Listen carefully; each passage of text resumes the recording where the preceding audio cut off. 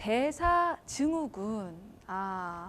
지방간이 이제 앞서서 무증상이다라고 말씀을 해주시긴 했어요. 근데 이제 원인을 이해하려면 대사와 깊은 관련이 있는 것 같은데 어떤 연결고리가 있는지 좀 이어서 알려주시죠. 네, 사실 지방간은 이제 대사증후군의 일종이기도 합니다. 그래서 이제 대사증후군이라고 하면 우리가 복부 비만이 생기면서 고혈압, 당뇨, 고지혈증, 지방간과 같은 이런 모든 전신의 대사에 관련된 증후군이라고 해서 생기는 것, 함께 동반되어 생기는 것을 말씀드리는데요. 이런 것들이 즉 술을 마시지 않아도 결국에는 내가 복부 비만과 이런 것들이 생기면서 함께 지방간도 동반될 수 있다라는 것들을 의미하는 거고, 이 모든 질병들이 다 이제 관리를 잘 하지 않았을 때 합병증이 무서운 질환들 중에 하나거든요. 네. 그래서 우리가 관리를 잘 해서 합병증을 예방해 보자라는 것을 가장 큰 목표로 삼고 있는 것입니다. 그렇군요. 그러면 그런 분들은 무엇을 먼저 해야 할까요? 대사증후군이 있는 분들은? 가장 중요한 게 일단 체중 관리입니다. 체중 관리. 체중 증가랑 복부 비만이 대사증후군의 가장 큰 원인이기도 하기 때문에 우리가 노력으로 교정할 수 있는 부분이 체중 관리라고 생각합니다.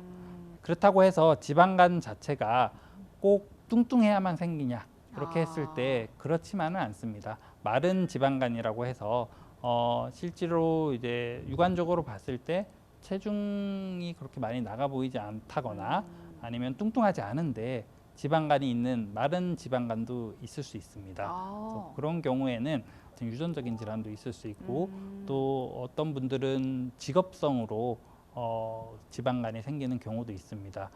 구리 같은 거에 노출되는 그런 것들이 있다거나 아니면 내 면역상 뭐 구리 같은 어떤 성분이 침착되는 그런 병을 가지고 있다거나 이런 것들도 연관이 드물지만 그래서 비알코올성 지방간 안에서도 여러 가지 원인들이 있을 수 있다. 그리고 좀 더 이해하기 편하게 복부 비만이 없는 분들은 마른 지방간, 뚱뚱하지 않은 이제 마른 지방간이라고 이렇게 표현을 하기도 합니다.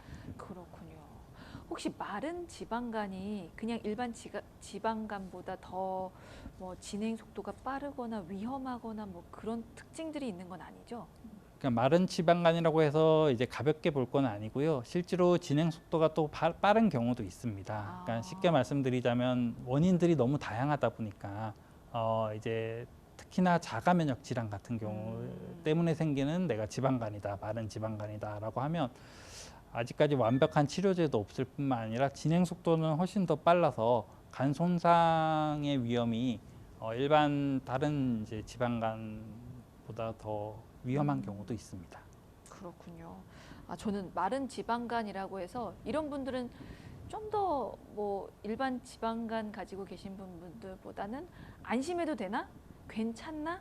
왜냐면 뭐 체중이 더 나가시는 것도 아니고 술도 안 드시는 거면 괜찮나 생각을 했는데 그런 건 아니네요. 진행 속도가 더 빠를 수도 있고 더 위험할 수도 있는 거군요. 네.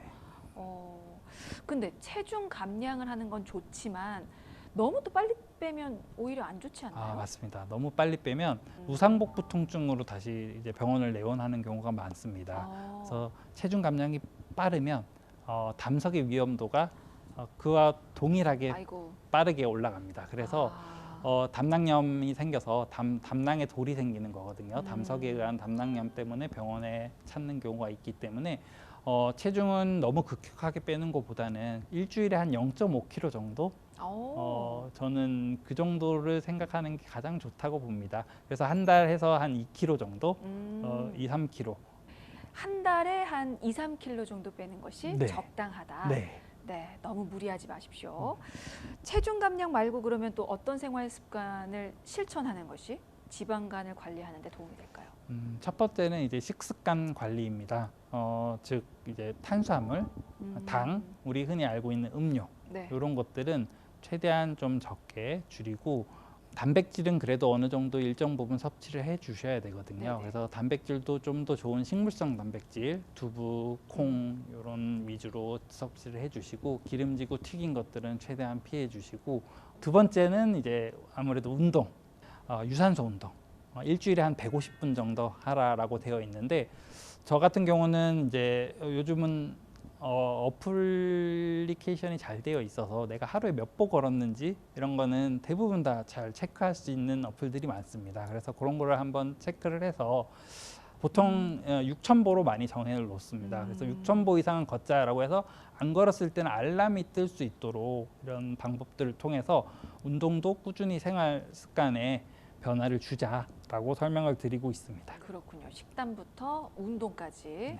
그리고 사실 이 두 가지는 지방 간의 종류에 상관없이 다 지켜야 하는 맞습니다. 관리 방법인 네, 거죠. 네. 네. 그리고 사실 금주도 하셔야 되잖아요. 그렇죠. 이거는 알코올성에만 해당이 되는 건가요?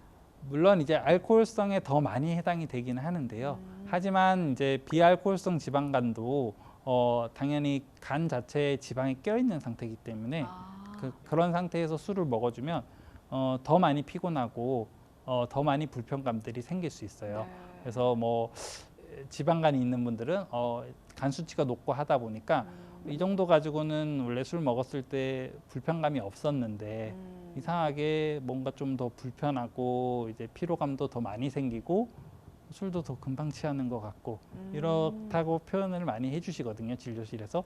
근데 그때 보면 이제 간 수치가 이제 지방간 때문에 올라가 있는 경우가 꽤 많이 있어요.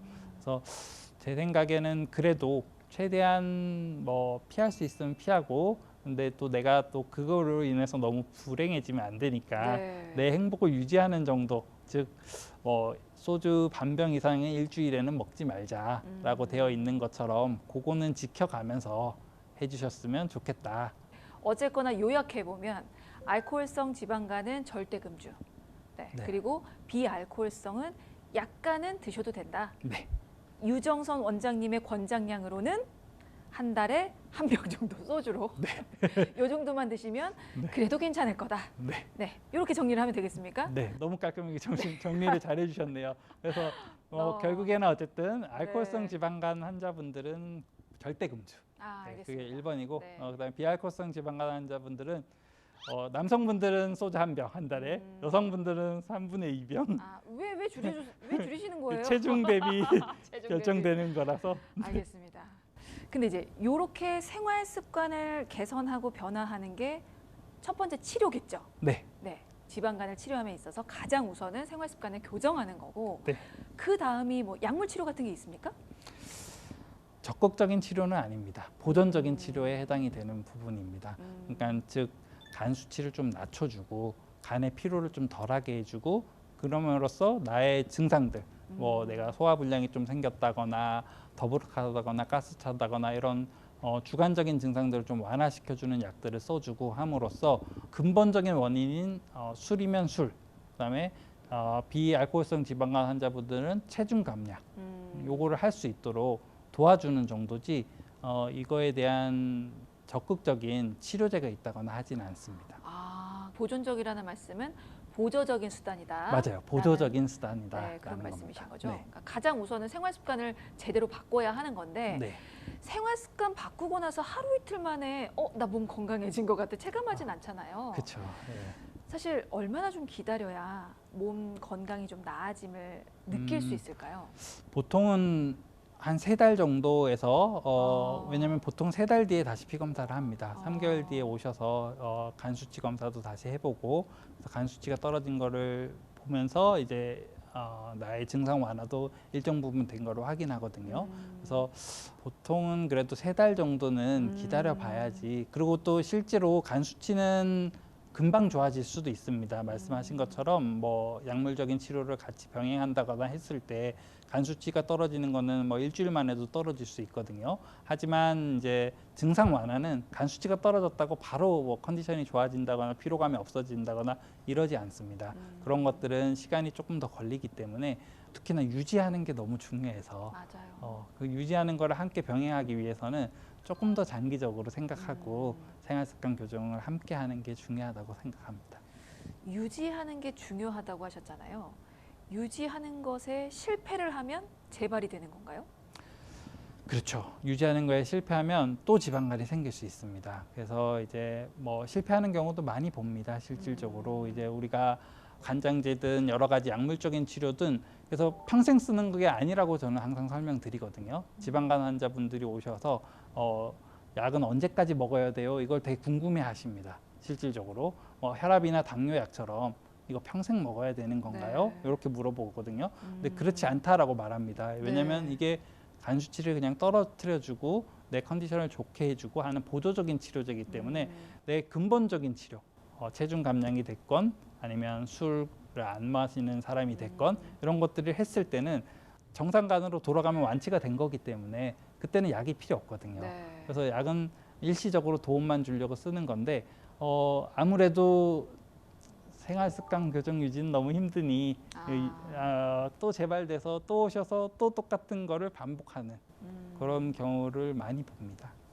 그러니까 결과적으로 제대로 치료가 되고 관리를 하려면 생활 습관 교정을 제대로 해서 유지를 하는 게 관건이겠네요. 네, 맞습니다. 아, 그게 1번입니다. 그래야 치료도 되고 네, 재발도 안 하는 거잖아요. 네.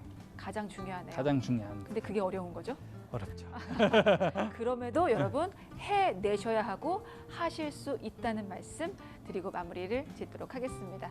오늘 지방간에 대해서 살펴봤고요. 지금까지 도움 말씀의 소화기내과 전문의 유정선 원장이었습니다. 말씀 고맙습니다. 감사합니다.